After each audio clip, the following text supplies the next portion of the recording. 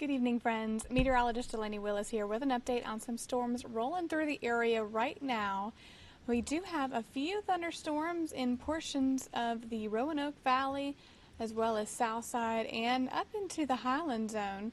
We do have a aerial flood watch for portions of Campbell, as well as that flood advisory again in place.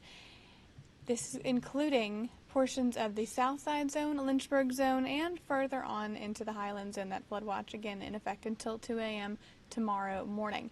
But this line of showers and storms, frequent lightning producers, as well as heavy rainfall that we are still seeing moving through the area. And in fact, the National Weather Service just now issued a special weather statement, and this is for parts of Bath and Rockbridge as well. So we'll head up to take a look at these storms for Bath and Allegheny and parts of Rockbridge there as well. So these are still some strong cells that are passing through. Wind gusts up to 40 miles an hour possible, as well as pea-sized hail with the storms right here into parts of Bath and Rockbridge and part of Highland Zone, the Highland County, also seeing these storms as well.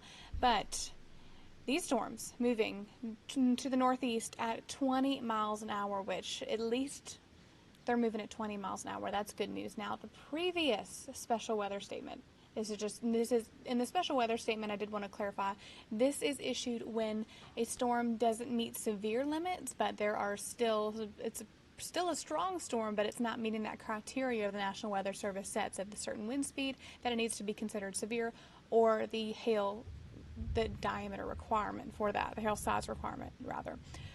So we do have another special weather statement, and that is including Botetourt, Roanoke, and Bedford counties.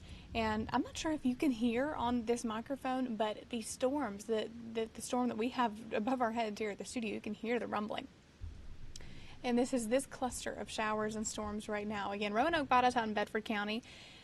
This is moving northeast at 5 miles an hour. Now, the previous statement did say that this was nearly stationary, so we're getting a little bit of a move on, but nevertheless, these are very slow moving cells. But you will notice that once we pop on the velocity layer here, that we still have some broad rotation here, but there's nothing that is a very tight couplet. So we're not seeing any significant rotation in those storms in Roanoke, Bedford, and Botetourt. Now, the Highland Rockbridge, and Allegheny storms, no rotation there, but still frequent lightning.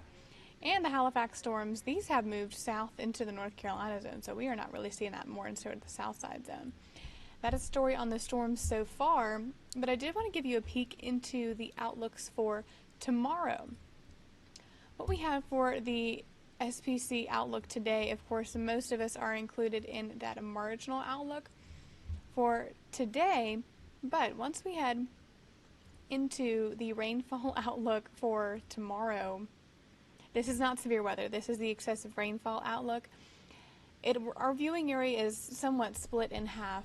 We do have for Southside Lynchburg and creeping into the Highland Zone a little bit in Roanoke Valley, a slight risk for flash flooding tomorrow, and the rest of us in the marginal risk. So we do have the chance tomorrow for more of these slow-moving storms that could bring some flash flooding concerns towards the area, and we still have that this evening. If we go ahead and look at the flood outlook today, the slight risk is trimmed a little bit. Parts of the Southside Zone not included in it, but Lynchburg and part of Southside and Central Virginia as well for that outlook. And that is because of this right here. Line of showers and storms, frequent lightning, heavy rainfall, and we are talking 5 miles an hour for this line of storms and 20 for the Highland Zone storms. We are going to continue to keep a close eye on these storms, especially those with broad rotation and that frequent lightning as we head into the next couple of hours, but this will die off the closer we get towards sunset. We still have the opportunity to see stray showers overnight, but by about 1 to 2 a.m., that is when we wrap up with the precip, get a little bit of a break with the dry weather before lunchtime tomorrow. We ramp back up with more storms and an active pattern this week.